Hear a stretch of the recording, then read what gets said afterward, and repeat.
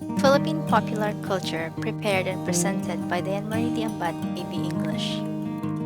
This video is a short summary of important events during the American regime. American settlement in the Philippines began during the Spanish colonial period. The period of American colonialization of the Philippines lasted for 48 years. Americans aimed to colonize the Philippines because they saw the country as a potential market for American products and a new source of cheap raw materials. They also saw that the Philippines is on a very strategic location to serve as its base to control the entire Pacific and other countries. The American military government. A military government in the Philippines was established by the United States on August 14, 1898, a day after the capture of Manila, with General Wesley Merritt acting as military governor.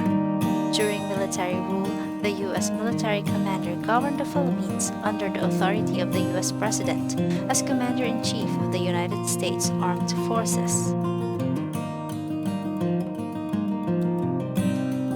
General Merritt was succeeded by General Otis as military governor, who in turn was succeeded by General MacArthur. Major General Chaffee was the final military governor. The Filipinos continued to resist the American colonization, which resulted to the deportation of some Filipino politicians and leaders of revolution to Guam for the reason of supporting the guerrilla war. Among the deported Filipinos were Apolinario Mabini, Pablo Ocampo, General Ricard, Maximino Hizon, Pio del Pilar, and Mariano Llanera.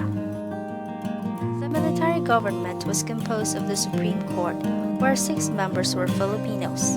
It organized the provincial and municipal government and conducted the first local election in Baliwag, Bulacan. It also prepared the ground for a civil government and opened Manila and other ports for commerce. The American civil government was established on July 4, 1901. William Howard Taft became the Governor-General until December 23, 1903. The Jones Law, also known as the Jones Act, was an organic act passed by the United States Congress. This law created the first fully elected Philippine legislature. The Hair Haw Cutting Act was the result of the independence mission by Sergio Osmeña and Manuel Rojas. This is the first law setting a specific date for Philippine independence from the United States. It was approved on January 17, 1933, and became a law when Franklin Roosevelt became the president. Tidings-McDuffie Act, officially known as the Philippine Independence Act. It was approved on March 24, 1934, which allowed for a 10-year transition period under a Philippine Commonwealth government. Finally, on July 4, 1946, the United States granted the Philippine independence. The Gabaldon Act of 1907. It is a legislation written by Isauro Gabaldon of the Philippine Assembly in 1907. This law provided funding for the construction of modern public schools across the Philippine Islands from 1908 to 1950. The Education Act of 1901 authorized the colonial government to recruit American teachers to help establish the new educational system, and 80 former American soldiers became teachers for the Filipino people. They are called the Thomasites. The Pensionados.